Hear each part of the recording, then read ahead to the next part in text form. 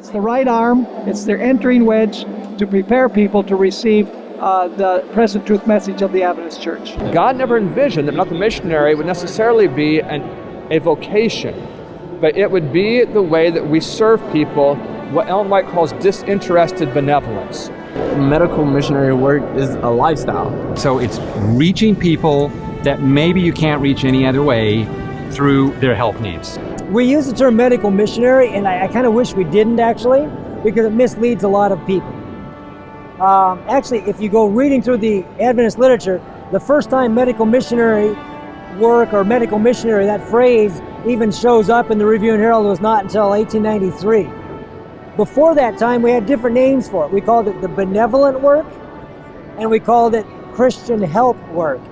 And in some ways, I like those names better because there's nothing complicated about being benevolent, and there's nothing complicated about Christians helping people. It's way more than, just ministering in the sense of doing a health lecture or things like that. When we talk about medical mission work, we got to go back to Jesus Christ. It was the very work that Jesus did when he was upon this earth and what he continues to do in our day and age. What would you do when your arm is cut off?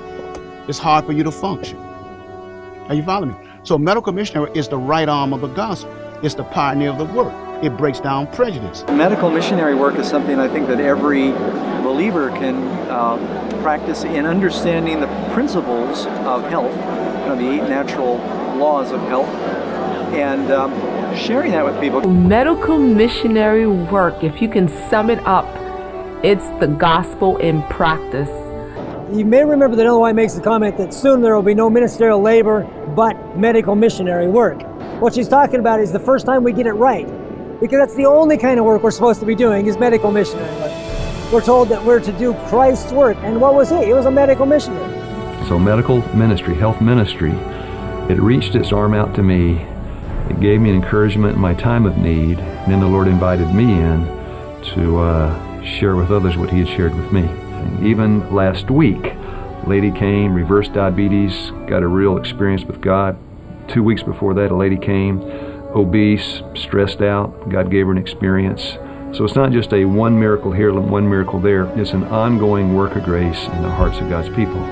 Medical missionary work, if you read Matthew 25, the parable of the sheep and the goats, Ellen White comments on that and says, this is the judgment.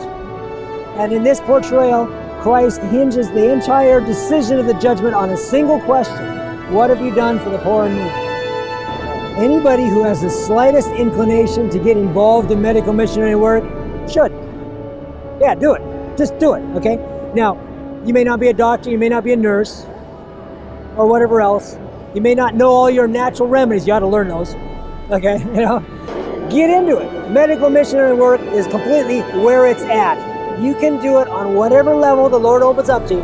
If you live in a little neighborhood, go around, knock on doors, ask people, hey, how you doing? Is there anything I can do to help you? When I was hungry, you fed me.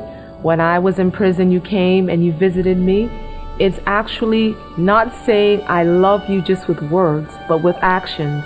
It's the gospel in practice, basically. That's, to me, medical missionary work.